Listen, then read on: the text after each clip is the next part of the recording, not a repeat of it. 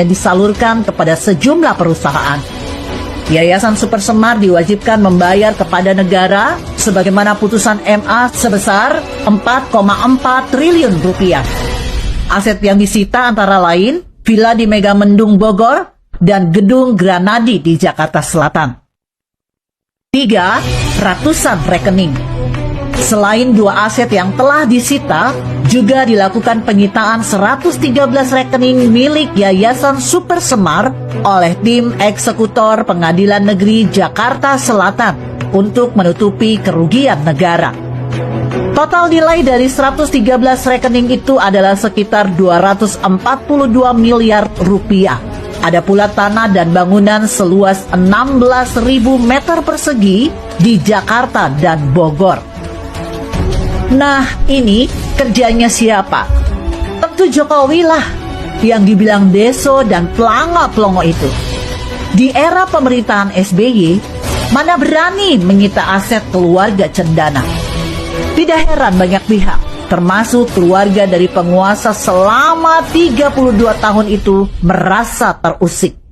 Jokowi terus didemo dan dibidik untuk diturunkan dari tahtanya di tengah jalan pemerintahannya. Tapi dia terlihat tak gentar sedikit pun. Jokowi bersama pembantunya terus mengejar uang negara yang dikorup oleh mereka. Di zaman Orde Baru, masa Soeharto berkuasa, rencana pembangunan 5 tahun atau Repolita menjadi program andalannya.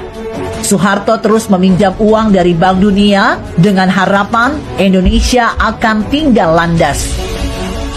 Lantas, apa yang terjadi?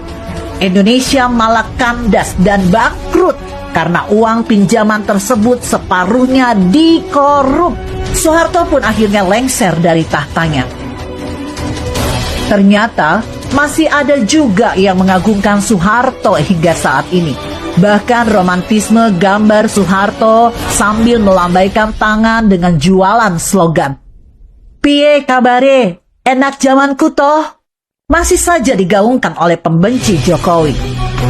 Kalau mau jujur, selama 32 tahun era pemerintahan Soeharto, begitu sengsaranya rakyat Indonesia. Tapi semua dibungkus oleh iklan-iklan Fata Morgana, sehingga membuat rakyat terhipnotis dan tertidur.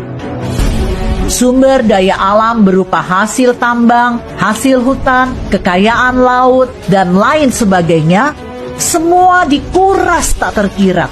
Entah kemana duitnya. Belum lagi di zaman SBY memimpin negeri ini selama 10 tahun, tak ada hasilnya. Seharusnya bangsa ini bersyukur Allah telah mendatangkan presiden berasal dari desa yang mengetahui persis penderitaan rakyat. Jokowi bukan anak konglomerat. Jokowi bukan anak jenderal. Jokowi bukan anak berdarah biru, tapi Jokowi anak dari keluarga yang tak mampu, yang merasakan betapa kejamnya pemerintahan terdahulu. Rumahnya sampai digusur dari bantaran sungai. Sedih bila dikenang. Kini faktanya Jokowi terus membangun negeri ini. Fasilitas transportasi publik terbaik untuk rakyat terus dibangun. Lihat saja, bandara yang berkualitas terus diperbaiki dan dibangun, sehingga pesawat bisa terbang ke semua rute.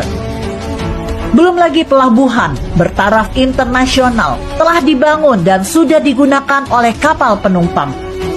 Jalan darat dengan mulusnya dibuat sampai ke desa-desa. Demikian pula pembangunan jalan tol dibangun untuk mengurai kemacetan. Walhasil banyak proyek-proyek pembangunan yang telah dibuat Jokowi. Jika diurai semuanya, akan habis waktu untuk membahasnya. Tapi para kadrun tetap saja menutup mata atas kinerja Jokowi saat ini. Ya, mau apa lagi? Mungkin mereka ingin kembali ke zaman Soeharto atau era SBY.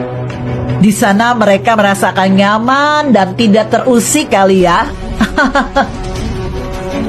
Meski selalu dihujat dan dicaci maki, Jokowi terus membangun negeri ini dengan ikhlas. Presiden Jokowi pernah mengatakan, saat ini Indonesia